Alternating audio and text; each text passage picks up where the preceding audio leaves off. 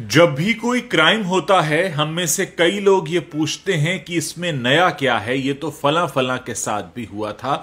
लेकिन इस वीडियो में मैं आपको जो क्राइम बताने जा रहा हूं उसे सुनकर आपके कान खड़े हो जाएंगे, क्योंकि आपने अभी तक ये तो सुना था कि फोन पर किसी से ओटीपी शेयर मत करना, लेकिन ये जो अपराध अब हो रहा है, खासकर राजधानी दिल्ली में हुआ है एक शख्स के साथ, और उनके अकाउंट से करीब करीब 50 लाख रुपए चले गए। जानते हैं उनकी गलती क्या थी? उनकी गलती सिर्फ वो थी जो आप भी शायद रोजाना करते होंगे। उन्हें एक नंबर से कॉल आया, उन्होंने वो कॉल उठा लिया, वहां से कोई आवाज नहीं आई, इधर से ये हेलो हेलो कर रहे थे और चंद सेकंड के अंदर उनके अकाउंट से 50 लाख रुपया चला गया। यह बिल्कुल नई तरह का अपराध है। अभी तक पुलिस इसके बारे में पता नहीं कर पाई है कि कौन सी टेक्नोलॉजी इस्तेमाल की गई है, लेकिन ऐसा लगता है कि जिस शख्स ने इन्हें फोन किया उसके पास इनके फोन का रिमोट एक्सेस आ गया था, और जब तक ये हलो हलो कर रहे थे, इधर से कोई आवाज जा नहीं रही थी, उतनी ही देर में, क्योंकि उस शख्स के पास इनके फोन का रिमोट एक्सेस था, उसका काम हो गया। इसके बारे में पता किया जा रहा है। कुछ लोगों ने मुझ तक ये शिकायतें पहुंचाई हैं और ये रिक्वेस्ट की थी कि हम अपने प्लेटफॉर्म पर इसके बारे में बात करें। दोस्तों, अब ये पुरानी बात हो चुकी है कि अपना ओटीपी शेयर मत करना। आपको ठगने वाले अब एक कदम आगे निकल चुके हैं। ऐसे में आपको भी तैयारी पक्की करनी होगी। पहली बात तो यह है कि अगर अनजाने नंबर से फोन आ रहा है, कोशिश कीजिए मत उठाइए। किसको अगर जरूरी आपसे काम होगा तो आपको एसएमएस कर लेगा, नहीं तो आजकल व्हाट्सएप या टेलीग्राम तो सबके फोन में होता है, वहां से कोई मैसेज आ जाएगा। क्योंकि आप नहीं जानते कि आपको आ रही ये जो मिस्ड कॉल है, जिसको आप उठाएंगे और उधर से आवाज नहीं आएगी, उतनी देर में आपके फोन से क्या कुछ हो चुका होगा। क्योंकि आपके हाथ में जो फोन है, ये फोन नहीं, असल में आपके दिल की धड़कन है। क्योंकि आपका बैंक अकाउंट से लेकर आप किससे मिलते हैं, कहां जाते हैं, कहां खाते हैं, क्या खरीदते हैं, क्या पहनते ओढ़ते हैं, किससे क्या बातें चल रही हैं, सब कुछ इस फोन को पता है। और सोचिए किसी ने अगर इसका रिमोट एक्सेस ले लिया तो वो आपके साथ क्या क्या कर सकता है। और बहुत सारे लोग तो आजकल पेटीएम और गूगल पे वगैरह जो ई वॉलेट्स हैं उनको भी यूज करते हैं। आप सोचिए कि उन तक भी एक्सेस हो सकता है उस व्यक्ति का। ये बिल्कुल नई तरह का अपराध है, इसके बारे में बात होनी चाहिए। ये जो फोन जिसे हम अपने हाथ में लिए घूमते हैं, जिससे ऐसा लगता था कुछ समय पहले तक कि हम फोन रखते हैं, अब ऐसा लगने लगा है कि फोन ने हमें रखा हुआ है, क्योंकि इसके बिना हम रह नहीं सकते। ये जहां चार्जिंग पे लगता है हम भी उसके आसपास मंडरा रहे होते हैं, क्योंकि इसके पास हमारी वो जानकारी है जो शायद कई बार हमारे लाइफ पार्टनर और हमारे माता पिता को भी नहीं होती। उतना कुछ जानता है ये फोन। और सोचिए इसकी एक्सेस अगर किसी और को लग गई तो क्या होगा। इस समय, पिछले कुछ समय के दौरान बहुत तेजी से साइबर अटैक्स के मामले बढ़े हैं। 2022 में एक रिपोर्ट प्रकाशित हुई थी जो ये बताती है कि इस दुनिया में हर 40वें सेकंड में कहीं ना कोई साइबर अटैक हो रहा होता है, और इनमें से 94% साइबर अटैक्स ऐसे हैं जो ईमेल के जरिए होते हैं, और इस दुनिया की 64% कंपनीज ऐसी हैं जिनमें कभी ना कभी साइबर अटैक तो हुआ ही है। पिछले दिनों राजधानी दिल्ली के एम्स हॉस्पिटल के सर्वर पर भी अटैक हुआ था, जहां से बहुत सारे वीवीआईपीज का डेटा चोरी हो गया था, जिसकी तादाद करीब 4 करोड़ के आसपास बताई जाती है। यानी इस तरह के अटैक्स जो हो रहे हैं वो कहीं ना कहीं हमें अंदर से खोखला कर रहे हैं। हमें उनके लिए तैयार भी होना होगा।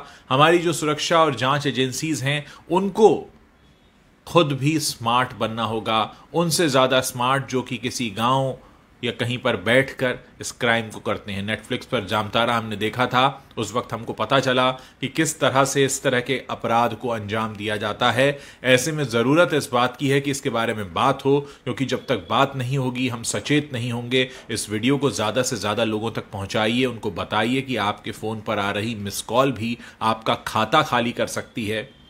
इसलिए बहुत जरूरी है कि आप सचेत रहें, और अगर आपके साथ कुछ भी ऐसा होता है तुरंत पुलिस को सूचित करें, क्योंकि आपकी जो गाढ़ी कमाई इस समय बैंक में है, जिसका एक्सेस आपके फोन से होता है, कहीं ऐसा ना हो कि आपको कोई मिस कॉल देकर आपकी वो सारी कमाई चुरा ले। ऐसा हुआ है, राजधानी दिल्ली में हुआ है। सिर्फ 2 दिन पुरानी घटना है। यानी जब एक शख्स को 50 लाख रुपए चुराने में कामयाबी मिल गई हो, और उसका पता लगाना तो दूर लोग उसकी अभी टेक्नोलॉजी ही ना पता कर पा रहे हों, इसका मतलब यह है कि हम सब खतरे के निशाने पर हैं। यानी हमारे आपके फ़ोन पर भी वो नंबर घनघना सकता है, और अगर वो घनघनाया और हमने उठाया और उतनी देर हमने हलो हलो बोला और उतनी देर में हो गया हमारा अकाउंट खाली, तो फिर सोचिए आप कहाँ जाएंगे।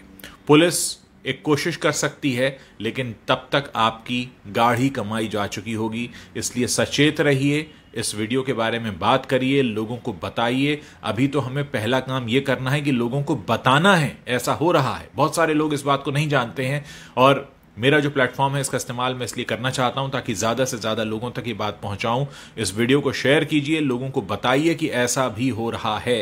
अब वो OTP शेयर मत करना वाली बातें हो चुकी हैं पुरानी, अब सब समझदार हो चुके हैं। इसलिए इस तरह का गुनाह और अपराध करने वालों ने नया तरीका निकाल लिया है। इस नए तरीके से फिलहाल बचने का उपाय जो मुझे समझ में आता है वो यही है।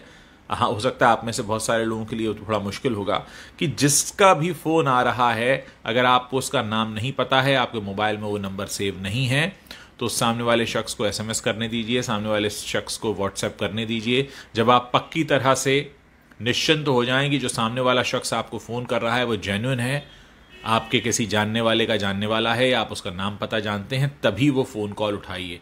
क्योंकि अगर आपके साथ ऐसा होता है तो निश्चित तौर पर ये एक ऐसी बात होगी कि पता तो था और फिर भी गलती हो गई। दिल्ली में जिनके साथ हुआ उन्हें तो पता ही नहीं था, उनके साथ ये पहला अभी तक का अपराध हुआ है जिन्होंने पुलिस को सूचित भी किया है, और पुलिस ने एक स्पेशल टीम बनाई है जो उसकी जांच कर रही है। लेकिन अगर किसी एक शख्स के साथ अपराध हो जाए तो हमारी जिम्मेदारी ये बन जाती है कि हम बाकियों को सूचित कर दें ताकि बाकी इस मुसीबत से बच सकें।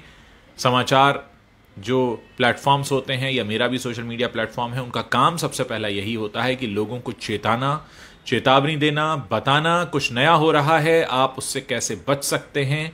जब जानकारी ही नहीं होगी तो बचाव कैसे होगा। पहला स्टेप हम ले चुके हैं, जानकारी ले चुके हैं, अब जानकारी को फैलाना है, लोगों को बताना है ताकि ज़्यादा से ज़्यादा लोगों को हम सुरक्षित कर पाएं।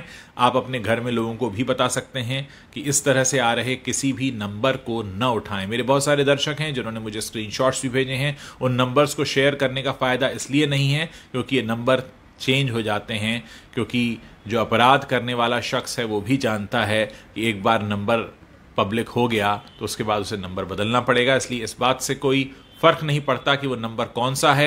अगर आपके फ़ोन में वो सेव नहीं है और आपको कुछ गड़बड़ लगता है तो मत उठाइए, सामने वाले को SMS भेजने दीजिए, अपना नाम पता बताने दीजिए।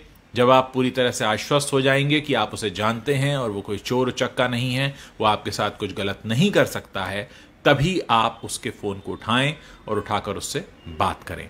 उम्मीद है बात आपको समझ में आई होगी और आप जल्दी से जल्दी और ज़्यादा से ज़्यादा संख्या में इस वीडियो को शेयर करेंगे, ज़्यादा से ज़्यादा लोगों तक पहुंचाएंगे ताकि हम सबको बचा सकें।